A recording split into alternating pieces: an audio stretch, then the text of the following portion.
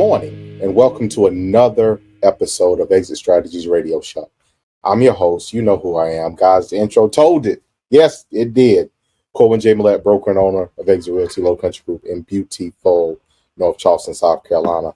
So look, hey, we're going to jump right into today's show, and the purpose or the value, let's frame it that way, guys. The true value in today's show is really based upon something relatively simple. It is information that you should know. All right.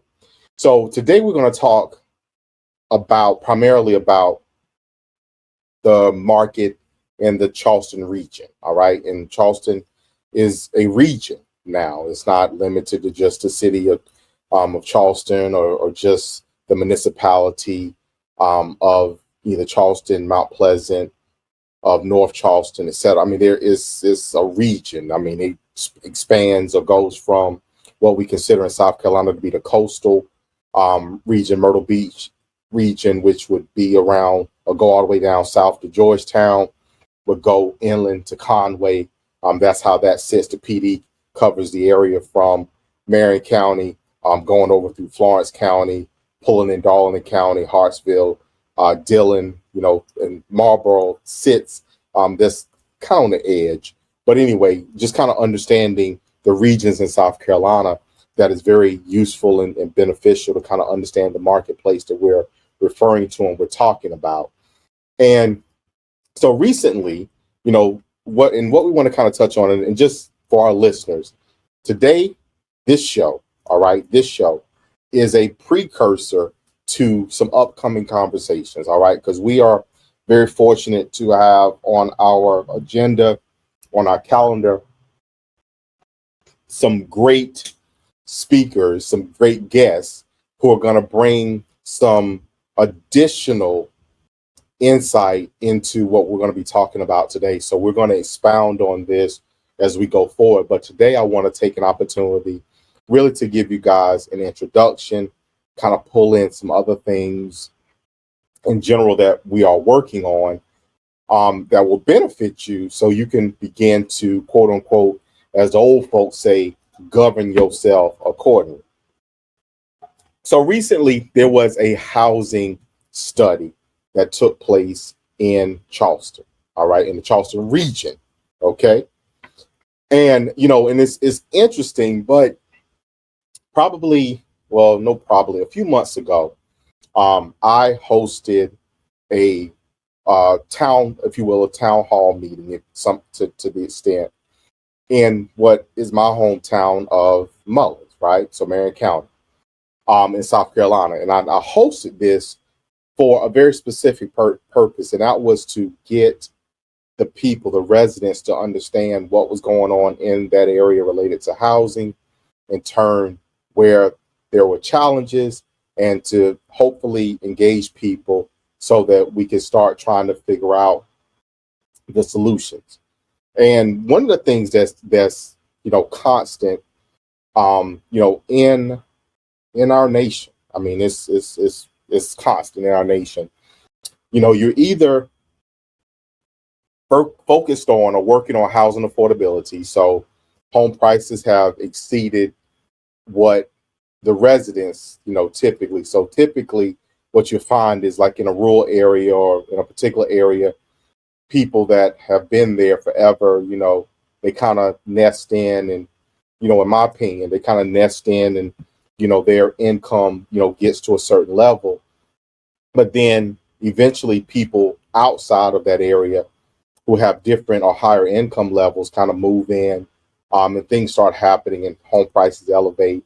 And oftentimes the residents, the people that were there, the natives, if you will, those people end up being, priced out of the market, or otherwise, feel they have limits or limitations as to what they can achieve in the market as far as home purchase. This is no different in my opinion, than any other market in the country. Attainability, affordability is an issue that we see, all right? Because people are transient. People move from one area of the country, of the state, of the world, one place to another. People are coming into the U.S. all the time. That is something that we manage to keep on the news a lot, but people have always come into the United States because our country represents freedom, liberty, and has other advantages that other countries may or may not have. All right.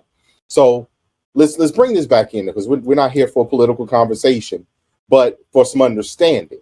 So because it's desirable to live here, as there's influx of people, wherever they come from, you run into issues with affordability and attainability of housing. But then also on the other end of the spectrum, you sometimes have the quality of housing issue. All right, where quality of housing is there is not adequate quality housing in a particular area. And that was a conversation that I was having in the PD in the Marion County area, because that is one of the challenges. There is a high percentage, and therefore a high number of abandoned, boarded up, dilapidated properties, while there also is a shortage of housing, quality houses. So people living in houses that are in very ill repair, to be frank, that are not safe. And in turn, a need for quality housing exists. However, there's also the affordability issue. So someone is living in a less than safe property because they can't afford to go somewhere else. So again, that is something that is relatively consistent across our country. So in some areas, some parts of our country, some neighborhoods, etc., we have issues with attainability, but we also have issues with affordability. All right. So let's bring this around and kind of bring this back to, again, our conversation for today. And that focuses primarily in the Charleston metro area. All right. So I'm going to drop some statistics here so you kind of have an idea, but I'm also going to kind of get to some what I will refer to as what may be considered to be bullet points. And those bullet points are going to be relevant to you as we move forward, not only just in the market, but as we move forward in this conversation about how we address, how we help to minimize, because at the end of the day, we're not going to eliminate it, just to be direct. And I'll kind of frame that in elsewhere in our conversation, but we're not going to eliminate the issues that we see with housing, and we're not going to eliminate the issues that we see in general with population growth. All right. So again, let's just get that out of our minds. All right. So the Charleston metro area, all right, like I said, it's a pretty broader, expansive area. All right. So the study was set to do a few things. All right. So overall analysis of the Charleston area housing market. Okay. Also to look at existing housing policies, housing policy proposals, and case studies to have an idea of what things could be applied to the market to help or otherwise assist with managing, if you will, growth and all those things. To evaluate those policies in terms of feasibility and potential impact to the housing supply within the region. So that was the purpose of this particular study. Okay. Now, what's interesting as we kind of get to a section about the findings, and again, this is information, guys, that's an introduction today, and we will delve into this a little bit further in a future show, but understanding this will help you as a consumer to understand where the opportunities are in the market. I keep telling our listeners, I keep having this conversation, that the real estate market in South Carolina is good. All right. There is opportunities. Now, do those opportunities look like you want them to look sometimes? Maybe, maybe not. But there are opportunities.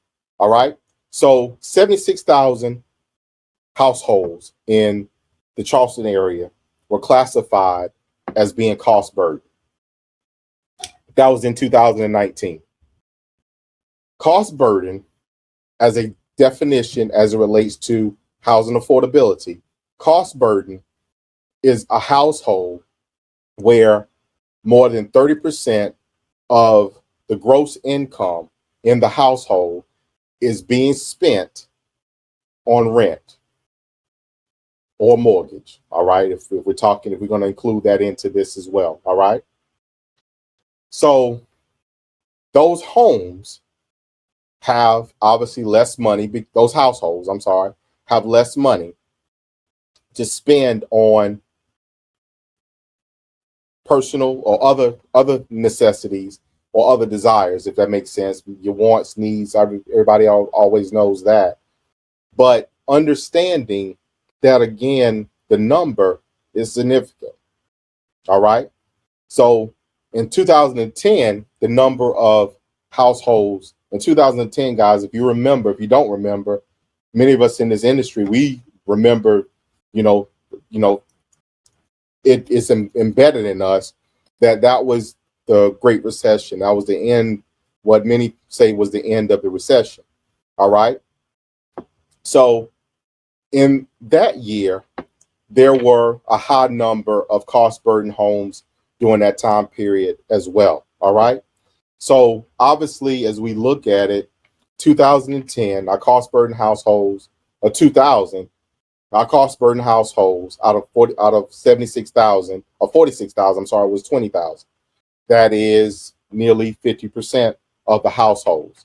In 2010, out of 93,000 households, there were, and these are owner numbers, were 46,000. There were 47,000, which is over half, that were cost burden as far as rental households in 2010.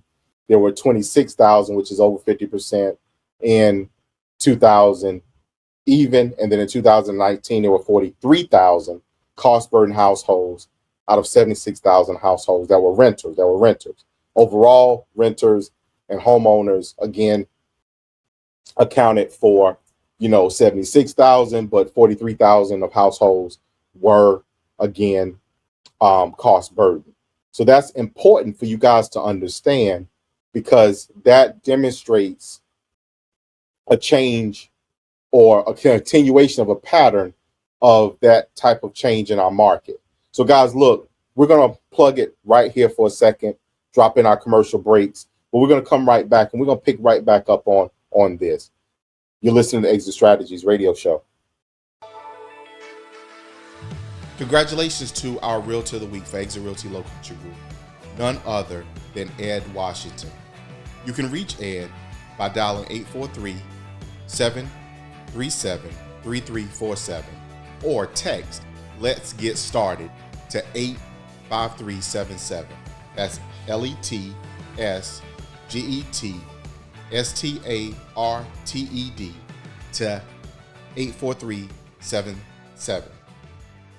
All right, guys. Hey, second segment, Exit Strategy Radio Show. So we're going to pick up where we were right before. So we're talking about the number of cost burden households. And I don't want to go back too far. I mean, I gave you the information before the break, going back, technically over 10 years. Well, actually, technically over 20-year time period. But we want to really kind of focus on recent because, I mean, to be frank about it, history gives us indication what has happened, what could happen. But as we progress forward, while we need to respect and take note of the history, we also need to make strides to make sure that we're improving upon it. And we want to focus on the improvement on this show. All right. So I want to continue with the next thing. All right. So this is something that if you're in the real estate market, if you work in the market, you kind of felt it. You may not have known exactly what it was. If were a buyer or seller potentially in the market during this time period, you may have felt it, but again, still not known exactly what it was. But between January and June of 2021, so of last year, the median sale price for homes listed in the Charleston metro area increased. This is median price, all right, not average, but the median price increased by 12.5% over the same time period for 2020. Had to put a little pause there because that is very, very relevant. See, understanding the market. See, many people look and I mean, I've had this conversation as recently as today of, hey, you know what? Market's going to crash. Nah, probably not. There's too many things happening for housing to be in peril. Now, can it happen? Yes. But there's a number of other things based upon where we currently are that would probably have to happen in order for that to happen. And yes, there's usually a recession, every 10 or so years. That is something historically has happened.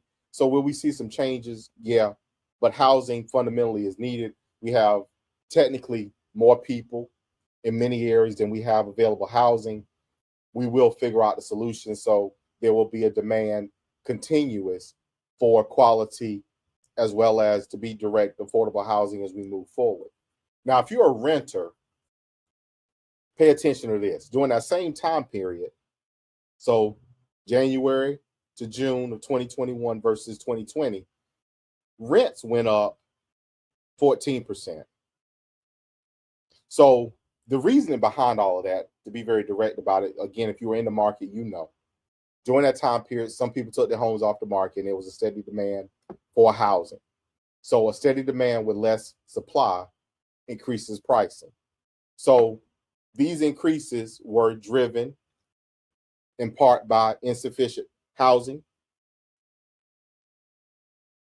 inventory, period. Because again, people had a demand. People were relocating here. People were still retiring and moving here otherwise. And in turn, there were less homes on the market here. So because there were less homes, that began a process, if you will, or began this period of escalation in home prices. And we want to make sure that we understand that, what drives that. Again, people are transient. They move from one place to another. There's always people that are relocating. People relocate for work.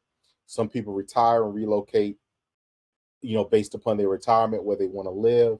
And we all in South Carolina feel that, well, I say we all, but some of us in South Carolina feel that South Carolina is a great place to live. So if it is, then in turn, we are going to attract people to our state. Now, going out and saying it's a bad place to live may not change that, or if it does change that, it may change something else. There's an unintended consequence with that oftentimes.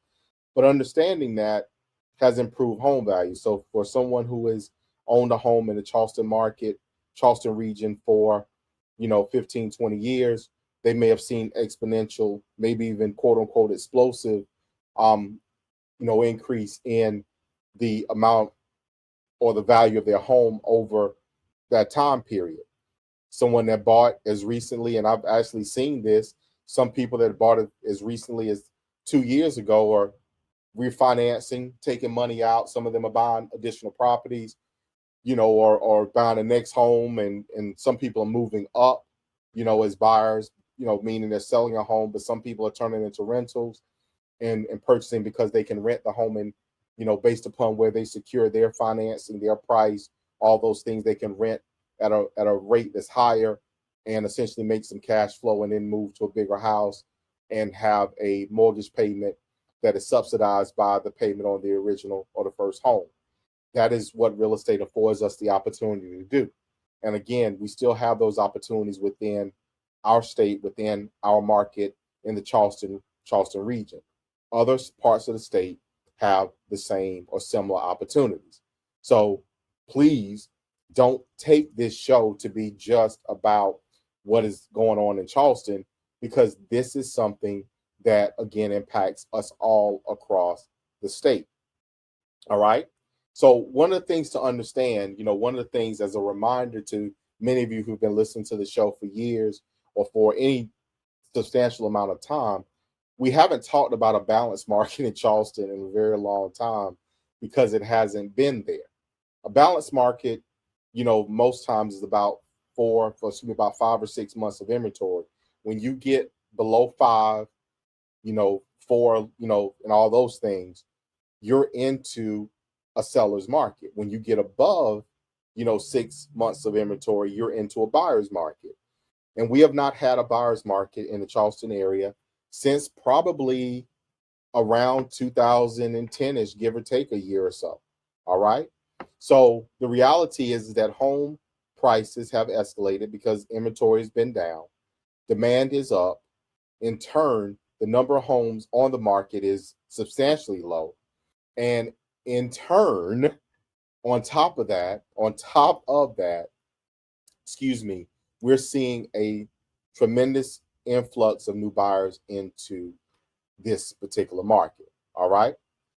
So let's talk about briefly where some of the opportunities are. And again, we're not going to delve too far in on this piece of it because we wanted to lay the groundwork for a continued conversation about what is going on. So affordable housing is the new, term for every politician currently. Everybody wants to talk about affordable housing. The problem or the challenge with that, personally, the problem and challenge with that is that housing affordability has been an issue, not just now. It's been that way for a while. Now it impacts more people. It impacts different people than what it used to. And take that, do with that information what it is that you will.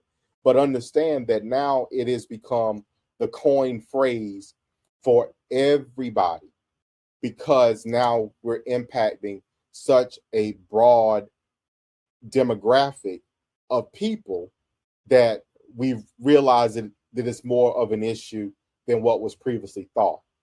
Now, affordable housing is not. There is a plethora of opinion about this, but affordable housing is not low income housing. This is something that we need to change the narrative on, and we need to continue and foster this conversation. Affordable housing is housing for veterans. It's housing for police and firefighters. It is housing for nurses and school teachers. Affordable housing is for your city or municipality worker, admin. It's for the people that if you are listening to this show sitting in a cubicle, it's for you possibly, or maybe it's for the person in the cubicle next to you. If you're sitting in an office and there's cubicles out in front of your office, it may not be for you sitting in the office, but it's for the people that's sitting out there in the cubicles. Affordable housing is needed by a lot of people, and in turn, it is not necessarily low income housing. So, for example, affordable housing, the service for the city of Charleston states that a single person making $69,000 or less gross income qualifies for assistance, meaning affordable housing. All right.